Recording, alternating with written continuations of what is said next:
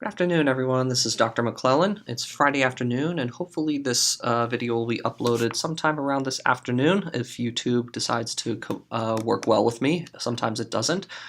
Hopefully by now you'll have read through Chapter 8 and maybe looked at this PowerPoint on your own, the PDF form of it. If not, this will hopefully give you a good introduction before you walk through, or a good supplement to some of the other material.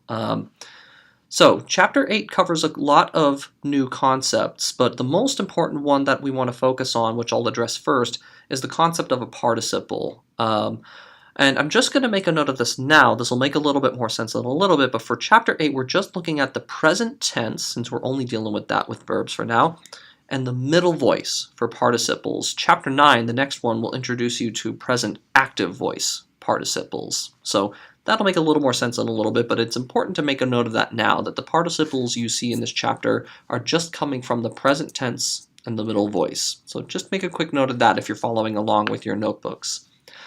After the participles, I'll talk a little bit about more of the third declension by looking at the interesting and slightly different row ending stems, which are a little bit irregular in the third declension, before we jump to a very important adjective, or really a type of adjective that I like to call the 3-1-3 system of adjectives.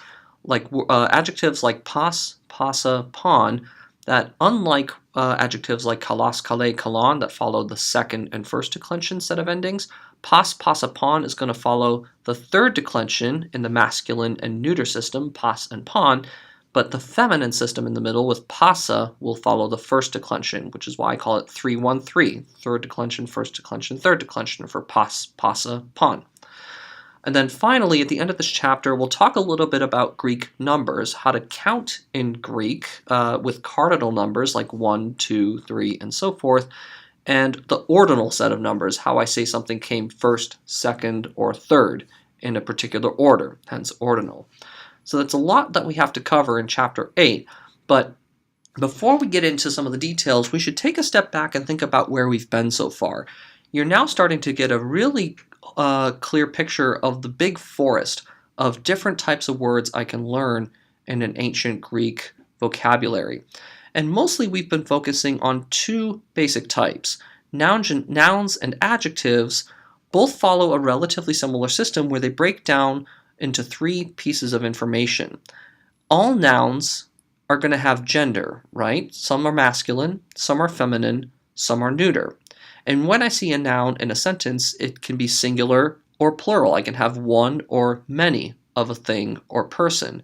And all nouns are going to appear in a particular case, governed by how they're used in a sentence. If they're nominative, they're my subject. If they're genitive, they're usually expressing possession or origin. Dative, it usually means they're the indirect object, or we've seen sometimes that it can mean instrument or means. If you can go back to the previous chapter, you can review some of those different uses of the dative. The accusative tells me it's the direct object in a sentence, and if it's vocative, it means the subject or person is talking to that noun or noun or person, place, or thing.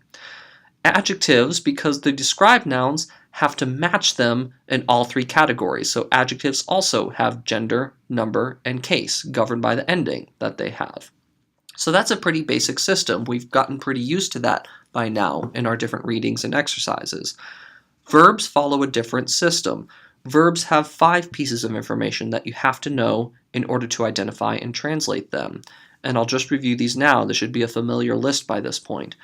Verbs have person, first, second, or third. They have number, singular or plural, depending on if it's I or we, you or y'all, or he, she, it, versus they.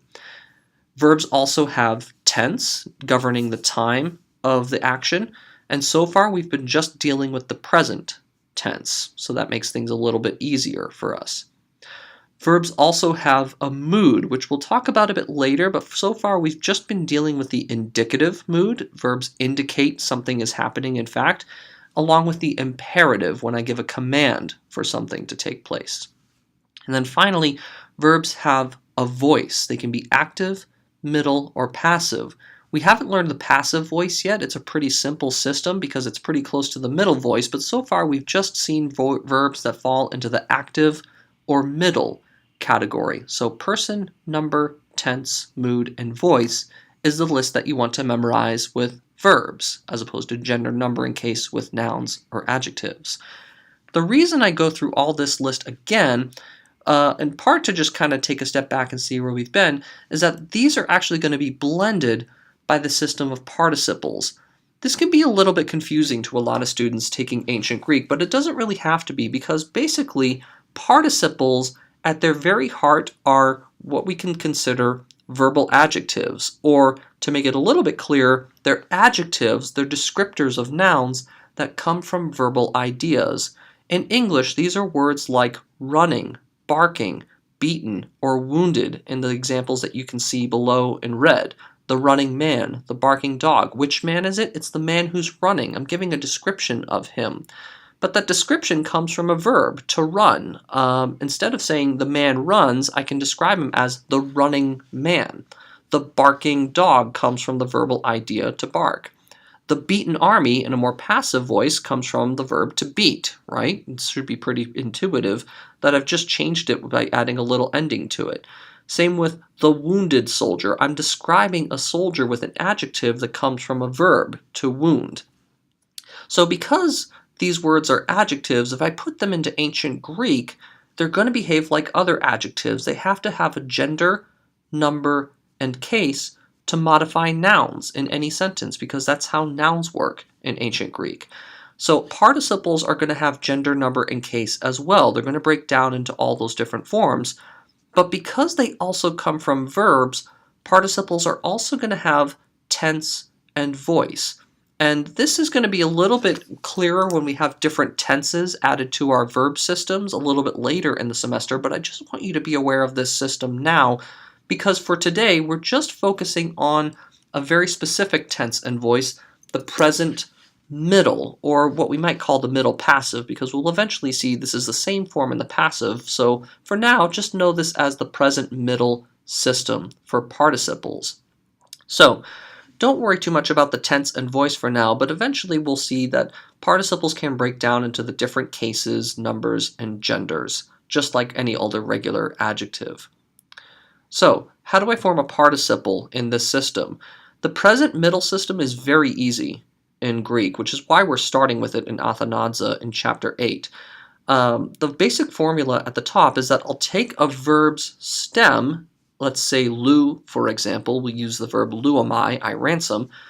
I'll use the infix amen, which you can see in red. I tack that onto the end of the stem before I add the first and second declension endings, os, a, and on, masculine, feminine, and neuter, to the end of that infix to give me my case, number, and gender endings to match any noun I run across in a Greek sentence. So when I put those three things together, in a regular construction, like with a verb like lu, for example, I'll start with lu, add amen to make it a participle, and then my endings os, a, and on, which you already know from regular adjectives, to give me the system luamenos, luamene, luamenon. That's under the regular tab at the top. Luamenos, luamene, luamenon. Those are my participle forms from the verb luamai, to ransom. So my translation for any of these forms, if I see them, would be the ransoming blank. If I had luamenos, it could be a ransoming farmer. Luamene, it could be a ransoming girl. Luamenon, maybe a ransoming tree, for example. That's basically how I form any kind of system of participles. I just add a little infix like amen to make it that.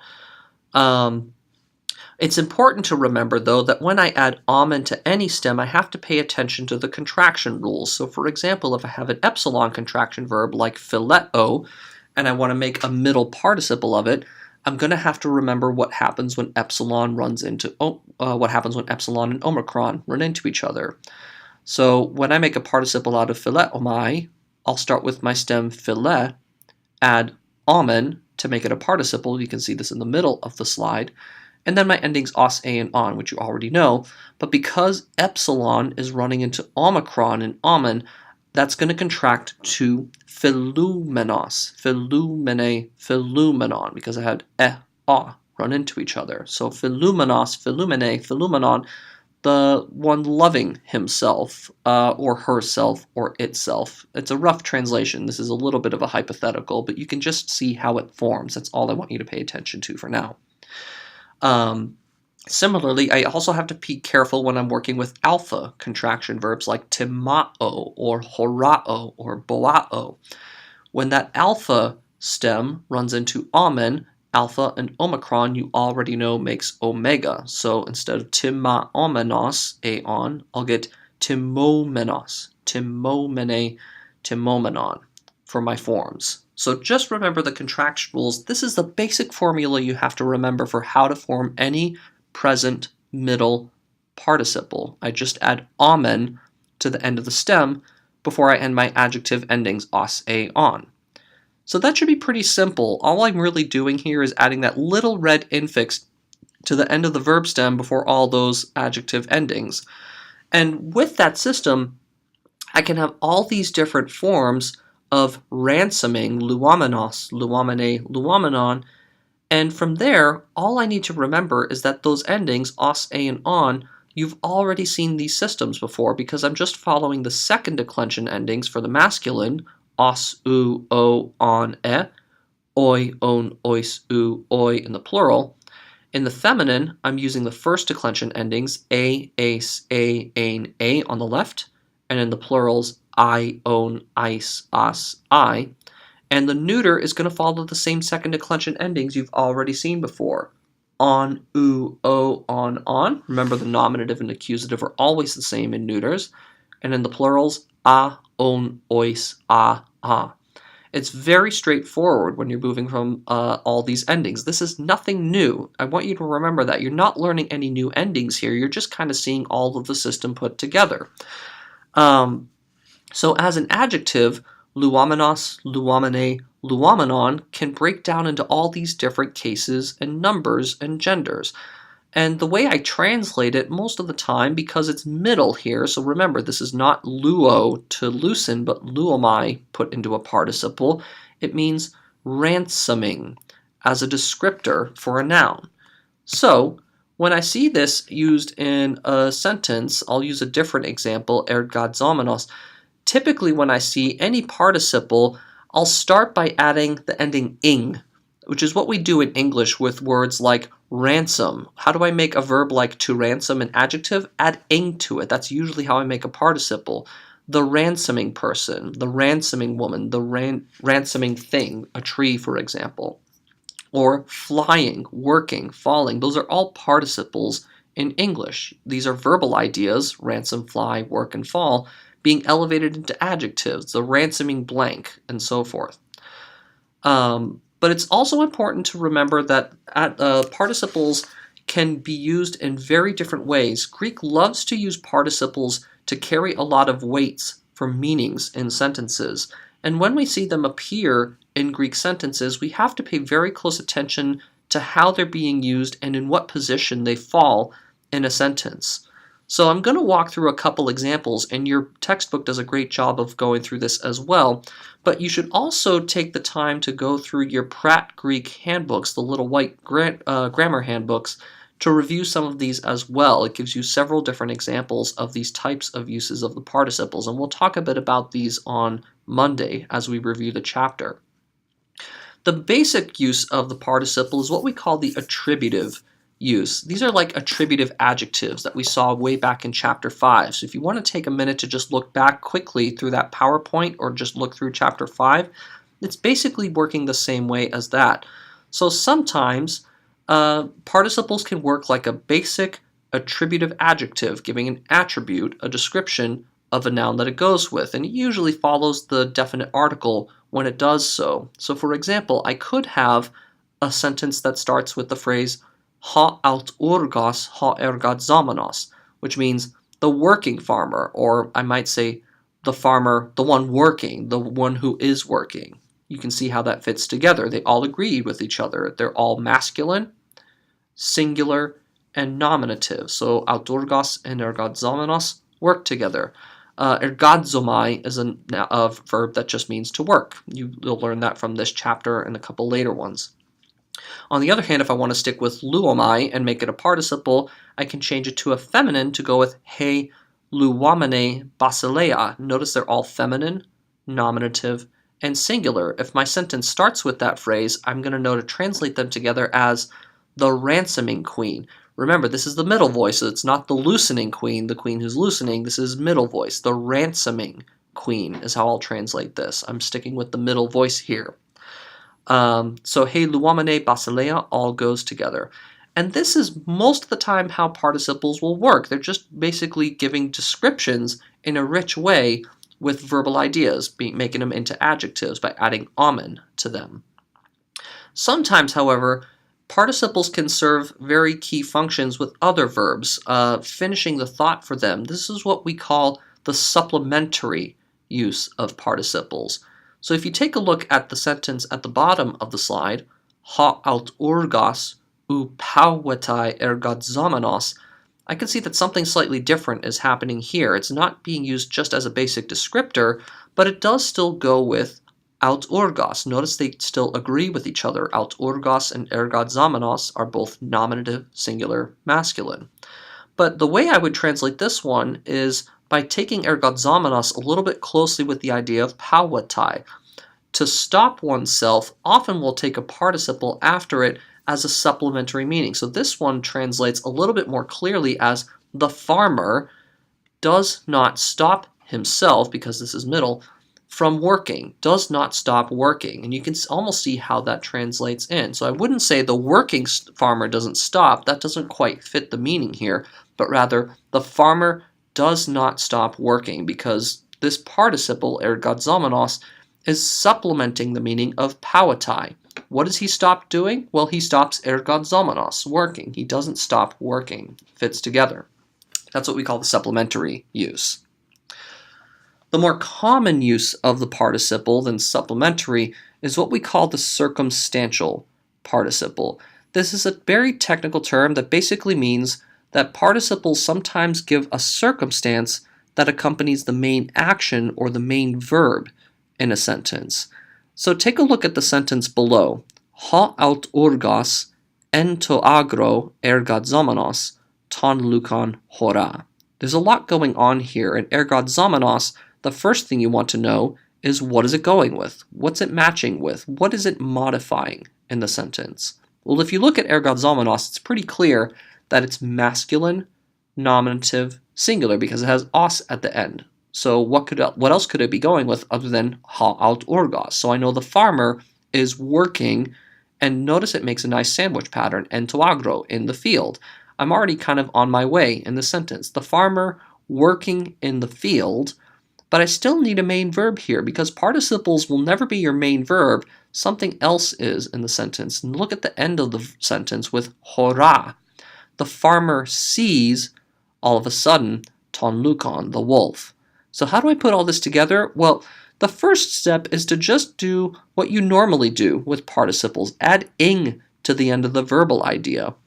The farmer, en to agro ergozomenos, working in the field, that farmer sees the wolf. That's a basic, perfectly fine translation for this sentence. However, the idea that participles can be circumstantial means that sometimes, depending on the context of the text I'm reading, I might try to soften this translation to say that the farmer sees the wolf, that's the main stem of the sentence, while working in the field. Because that's when he sees it. He sees the wolf while he is ergozomening, while he's working in the field. So sometimes it's just given a little bit more of a context or circumstance for the main action, hora, in the sentence. Both of these translations are perfectly acceptable for that sentence. There's no one set one that you have to adhere to, but it's really a matter of looking at the context of the story to decide which one fits a little bit better. So here, I could use either, and maybe depending on the story, I could say, oh, he sees the wolf while he's working in the field, in the middle of working in the field. And notice that the sentence kind of comes to life when I add that context with this participle. Greek loves to do this with participles. So let's take a look at the second one. You can kind of see a little bit more of what I mean here by the circumstantial use of the participle. I'll just read the Greek for you first, and then we'll walk through it. Ha Lucas, I have a new subject here, ton aut urgon en toagro ergad zomenon uk hora. So, let's start with the basic frame of the sentence. Subject and verb. My subject is ha Lucas, the wolf. My verb here, uk hora, he does not see the farmer. So that's my basic stem of the sentence. The wolf does not see the farmer. He uk horas ton aut urgon. Now take a look at the participle, ergat zomenon. What is it going with in the sentence? Well, if you look at the ending carefully, it's a little different from the sentence above. Ergat zomenon makes it accusative, masculine, singular. Could be neuter, so we have to look around in the sentence and notice it agrees with ton aut urgon. That means my participle here, ergat zomenon, has to be modifying aut urgon. They match each other, gender, number, and case. They're both accusative, singular, masculine. So the wolf isn't the one working. That would be kind of silly anyway, but the farmer is working in the field still. So how do I translate this? Well, my basic first step for translating it, the first one you see below, is the wolf does not see the farmer who's working, ergat zomenon, and toagro, in the field. That kind of fits together. Does not see the farmer who's working in the field. But depending on the context of the sentence, I could change this a little bit to say the wolf does not see the farmer while he's working in the field. So as long as the farmer is ergat zomenon in the field, if he's working in the field, the wolf doesn't see him.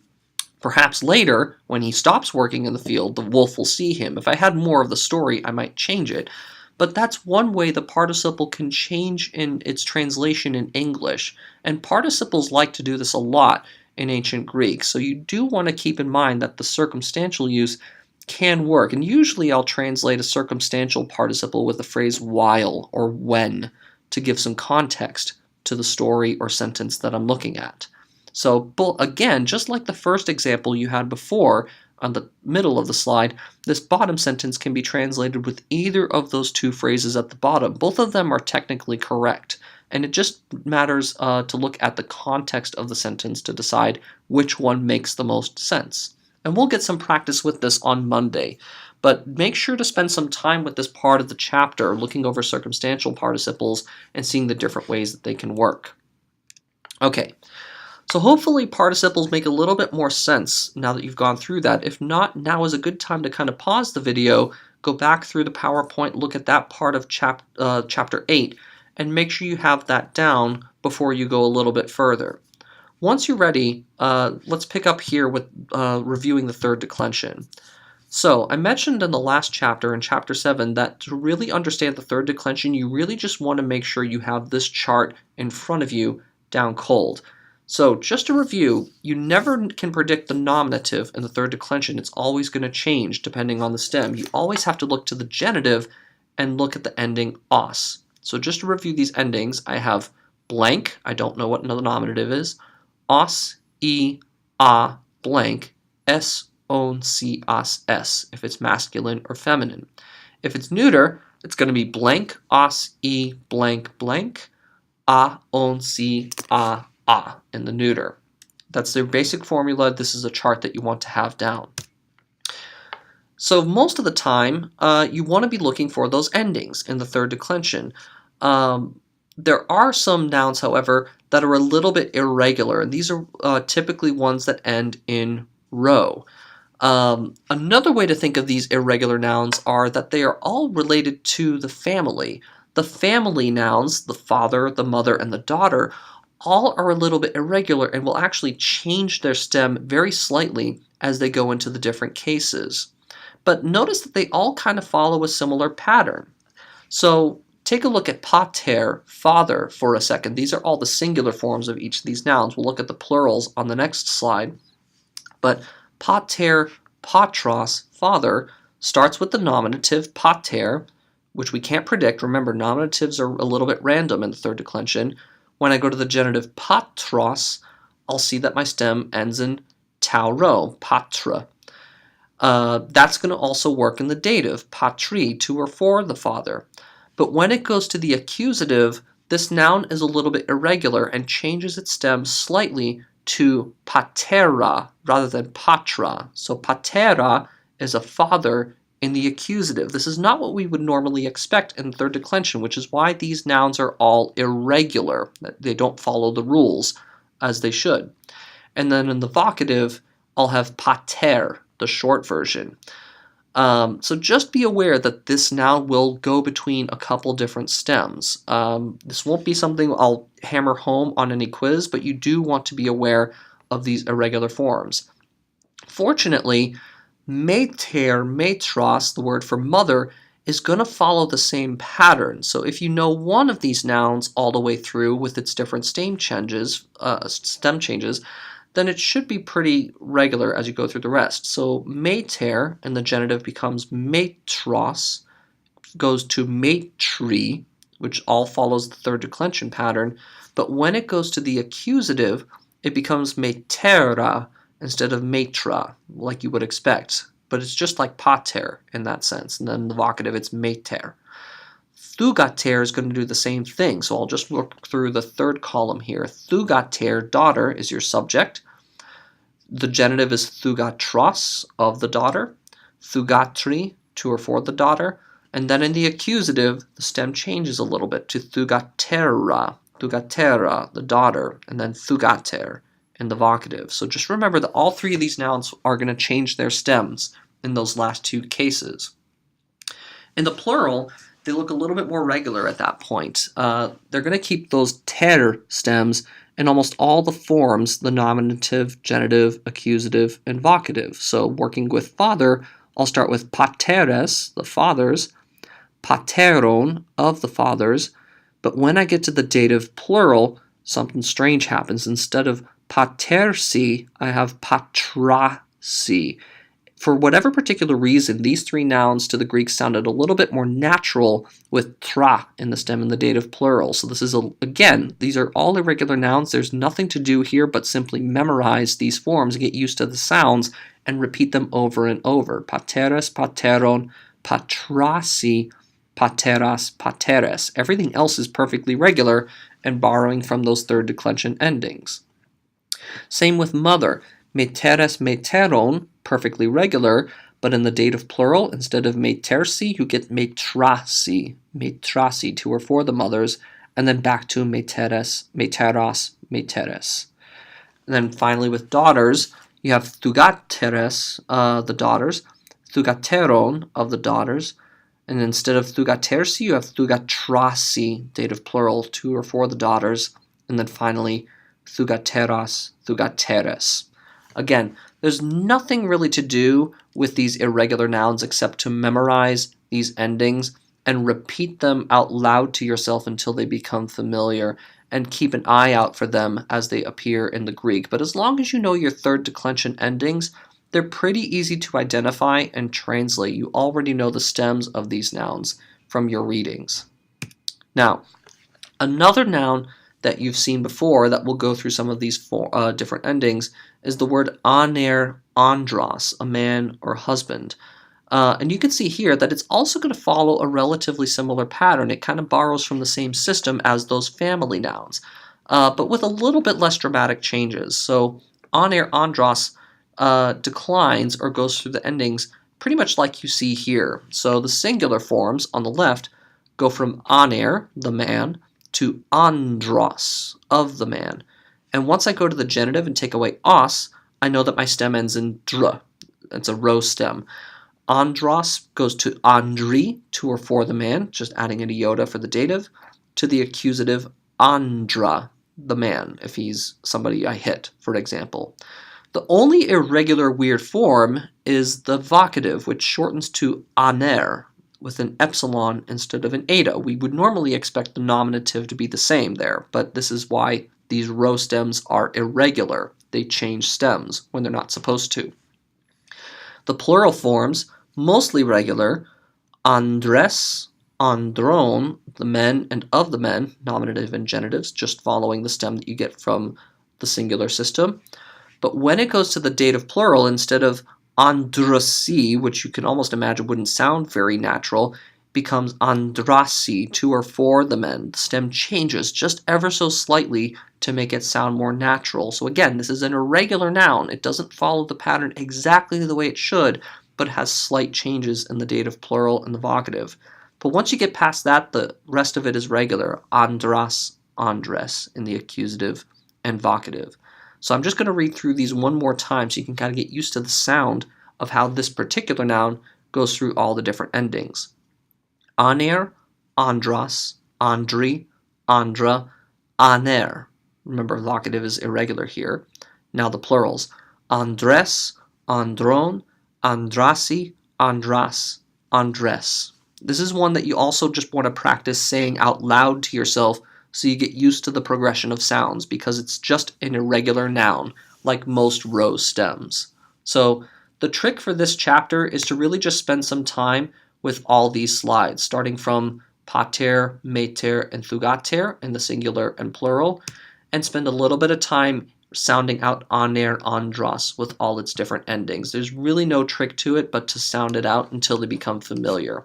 And you'll see these nouns enough in your reading that these will become secondhand to you by the time you get to your readings next semester and beyond, when we get to some actual real Greek. So, like I said before, the real trick, the most important thing to know about the third declension is this chart in front of you. As long as you know these sets of endings, you can identify pretty much any third declension noun that's in front of you, even if it's irregular, even if it goes through a stem change. None of that really matters when you're translating from Greek to English, because as long as you know what the endings are in the third declension, you can identify the case and number and translate it accordingly, and you can recognize what the noun is. So just make sure you're spending most of your time memorizing the chart here in front of you.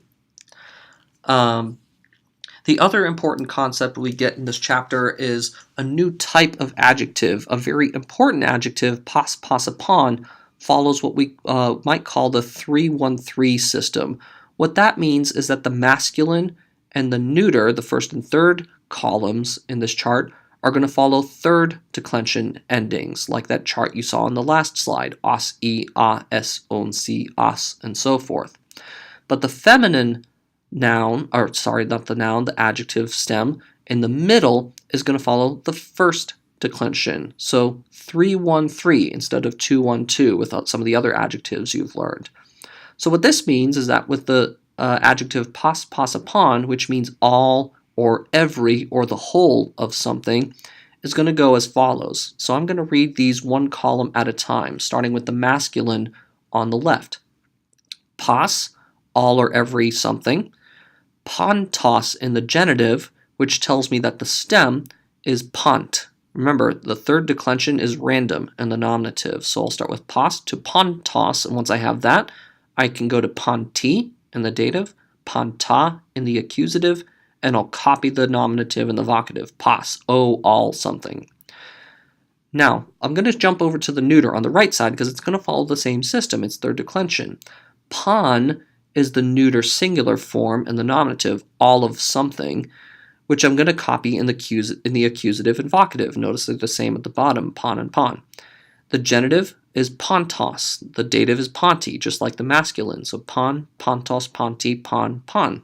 Pretty simple. Just follows the third declension pattern you've already seen from the last chapter.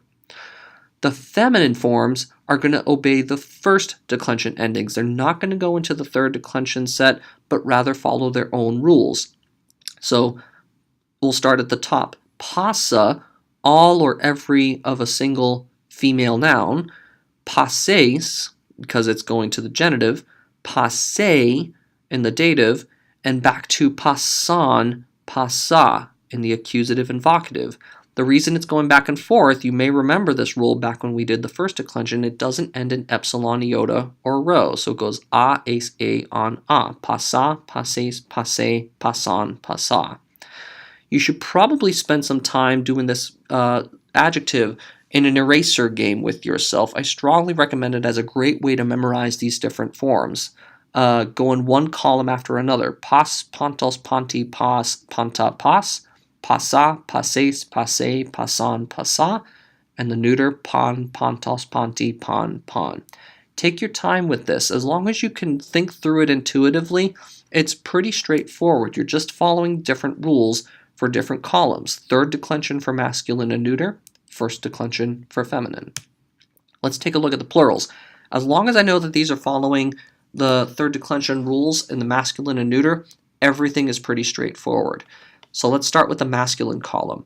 If I have all the men, I'll have pontes, genitive, ponton, dative, posse. Why is it posse? Well, it's just following the rules you've seen before.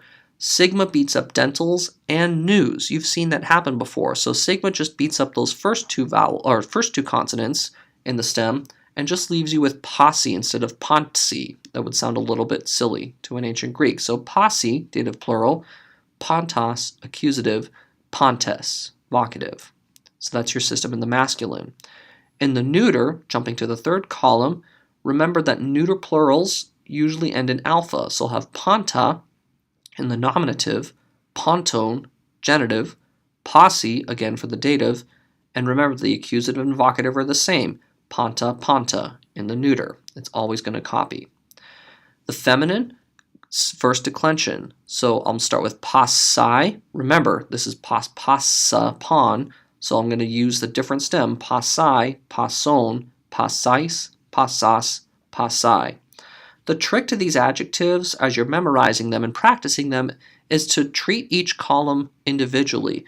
Don't try to go across the rows and have them all follow the same pattern. They're going to follow different rules for the stems and declensions. So work through one at a time. Do the masculine column first, then do the feminine, then do the neuter, and make sure that you follow the right declension, 3, 1, 3, third, first, third, as you go through. So, pas, pas, upon is very important, and it's going to show up quite a lot in ancient Greek. So we should talk a little bit about how to translate it. It's really all about where it falls in the sentence and the context of the story, and usually it's pretty intuitive.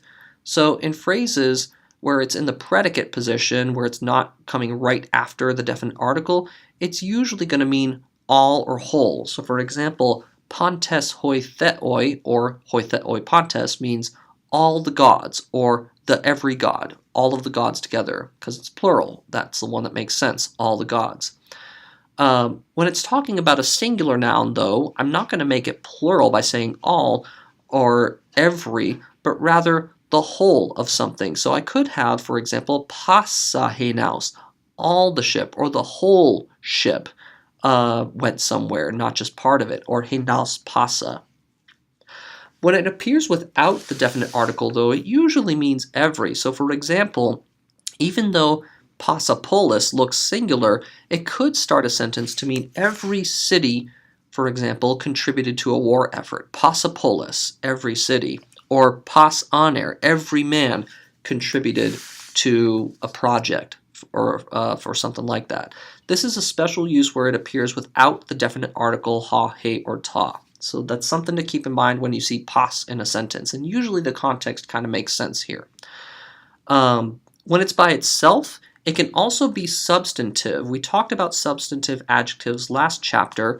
When adjectives are by themselves, you can usually imply people or things as the subject. So for example, if you have pontes or passai, you could imply that it's all people or just simply everyone. Or if it's ponta, the neuter, you'll translate that as everything or all things, because again, it's neuter, it can't be talking about people. So that should hopefully be pretty straightforward, and again, pas pas upon is pretty easy to get a hold of when you see it in a natural Greek sentence, when you're figuring out the best and smoothest translation. So don't worry too much about these as hard and fast rules, but just be aware that pas pas upon is something that you'll just want to be comfortable with for its different and varied translations. Okay. So let's finish up by talking about numbers in Greek. When we talk about numbers in any language, we usually distinguish between numbers that are ordinal, or give numerical order for things, first, second, third, fourth, fifth, and so forth, because we need words like adjectives to describe that, versus counting numbers, or cardinal numbers as the technical term. Ordinal numbers are pretty easy in Greek because they're just adjectives. If something is the first, it's going to have to agree in gender, number, and case. The word for first you've already seen in some of your passages is protos, prote, proton, first. Second is Deuteros, deutere, deuteron. The book of Deuteronomy comes from this root, if you've studied biblical literature, for example. Tritos, trite, triton means third, and then tetartos, tetarte, tetarton means fourth. It's a root for like a tetrahedron, for example. Pemptos, pempte, pempton is fifth. Pempt is your root. Hectos, hecte, hecton is sixth. The tricky one, hebdomos, hebdome, hebdomon is seventh. Ogdoos, ogdoe, ogdoon is eighth. Enatos, enate, enaton is ninth. And decatos, decate, decaton is 10th. It's our root for a word like decade. These are pretty straightforward. You don't really have to worry about memorizing these two strictly, but you will see these show up in your reading. So just be familiar with these for now, but these aren't going to be something I will stress too much on a quiz or a midterm for memorizing. But you do want to be familiar enough with them that you can translate them when seen. More importantly, I want you to pay attention to the cardinal numbers, our actual numbers for when we count something in Greek, when we want to say there's 1, 2, 3, or more of something and give a specific number to it. The number 1 in Greek can be different genders, can be either heis, which is the masculine form for 1, mia, which is the feminine form of the number 1, or hen, which is the neuter form of 1. Heis, mia, and hen all mean the number 1 and work like adjectives. They modify a noun, one man, one woman, or one thing. Heis, mia, and hen in that order. Duo is really rare, only tends to show up in what we call the dual form. It's very rare, it's not something you need to worry about, but I will show you the forms of those a little bit later. Duo is our number for 2. Tres or tria are numbers 3. Tres is used for masculine or feminine nouns, and tria for neuter nouns, and it only appears in the plural. Why? Well, if I have 3 of something, they're never going to be 1, so it's only ever going to make sense to have it in the plural, if you think about it. Same with the number 4. It shows up as tetares if it's masculine or feminine, or tetara if it's neuter. And like the number 3 is only going to be in the plural, which makes sense, right? If I have 4 of something, it's automatically plural. The other numbers that you see here, starting with the number 5, pente, which actually becomes pende in modern Greek, doesn't change its form at all. Doesn't change into different cases, but only ever shows up as pende. So, and the number 5 is always in every case going to be pende. The number 6 is hex, related to sex in Latin. The number 7 is hepta, hepta, number 7. Number 8 is octo, octo, number 8. Number 9, enea, enea, number 9. And finally, deca for 10, root for decade. Very easy one to remember. Numbers 5 through 10 here, the ones in blue, never change form, no matter if it's modifying something in the nominative, the genitive, dative, whatever the case may be, it never changes its form. So if you know penda, pende, ex, hex, hepta, octo, enea, deca, that's always going to be the form of each of those numbers, which makes it pretty simple. But when you see them in a sentence, you have to look very carefully for what they could be modifying, what it's counting in a sentence. So the most important one I want you to pay attention to is heis, mia, hen, the number for 1. Because if I'm naming 1 of anything, I kind of want to be specific. Is it 1 man or masculine noun, 1 feminine noun, or 1 neuter noun? And I can change the number accordingly. In fact, it's a 3-1-3 adjective like we saw before. So the masculine and neuter columns are going to go with the third declension endings like we just saw before, and the feminine is going to stay in the first declension. We'll eventually see later on, and I've just made a note of this above, that this is going to be the same sets of endings for the adjective oudes, oudemia, uden, which means no one or nothing, can either be an adjective or a noun by itself. But don't worry about that for now. I just want you to pay attention to heis, mia, hen. So let's start with the nominative. Heis is my form for the number 1 if it's masculine, mia in the feminine, hen in the neuter. No way to predict the masculine or neuter. These are just forms you have to memorize. You just have to memorize heis, mia, hen in your vocab cards. The genitive in the masculine is henos, of one masculine thing. And once I have that form, I know my stem is hen for anything that is masculine.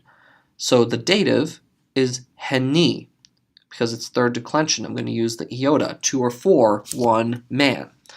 And then henna in the accusative, if I hit one man or one masculine thing, maybe a farmer. The feminine column is going to use a completely different stem, mia, one woman, mia. Genitive, mias, because it's first declension, of one woman. Mia in the dative with the iota subscript, 2 or 4, one woman. And finally, mion, the accusative, if I see one woman or something else, if she's the direct object. Now, the neuter is going to form much like the masculine, except that you want to make sure that the nominative and the accusative are always the same. They are both hen. When you go to the genitive, it is henos, and the dative is heni, just like the masculine. And the number 1, because it's only talking about one thing, is only going to be in the singular. This is it. This is all that you need to know for the number 1, these 3 columns that you see here. Pretty simple. So taking a look at the other numbers that you get in this chapter, I mentioned the number 2. You don't really need to memorize all these forms, but do be familiar. The number 2 falls into a separate number that we call the dual. It's a special form that's used for things that come in 2s in Greek. So duo is what you see for the nominative and the accusative if you have 2 of something as the subject or direct object. When it goes into the genitive and dative, it becomes duoin, a very strange form that you just don't really need to memorize. It's not terribly worth it because you'll only kind of see it and just kind of recognize that it's the number 2, duo. The number 3 can either be masculine or feminine, tres, or neuter, tria. It's a third declension. So when it goes to the genitive, remember it's only plural, becomes trion in both the masculine and the feminine and the neuter. When it's dative, it's trisi, again, it's third declension. And when it's accusative, it'll be tres again, or tria if it's neuter. Remember, neuter copies down. The number 4 is going to follow the third declension as well. Tetares is the number for 4 in the masculine or feminine, if there's 4 of a man or woman or masculine or feminine noun. Tetara in the neuter. It's going to use alphas. Genitives are tetaron, of 4 things. Tetarsi for the dative, remember C is your ending, and tetaras in the masculine or feminine, or tetara in the neuter. So again, you want to make sure that you're familiar with these endings, but mostly just recognize that these are all basically borrowing from the third declension chart that you already have been spending time memorizing. So I'm not going to make you guys repeat these on a quiz or anything like that, because you should just basically be familiar with the endings and be able to translate them accordingly. If you see tetaron, for example, you should be able to recognize that that own ending makes it genitive plural. So you should say of, for, something, and find what it matches with in the sentence. And that's really all you have to do with numbers in Greek. So to wrap things up here, your homework for Monday is pretty straightforward. Make sure to prepare reading 8 alpha and be ready to go in your translations. And I want you to complete exercises 8 beta and 8 gamma, just the odds for both sections, because that will give you practice with all those different participles that we went over at the beginning of this lecture. Spend time with this over the weekend, and if you have any questions, don't hesitate to get in touch with me as soon as possible. Look forward to seeing you guys on Monday. Have a great weekend and stay dry. Take care.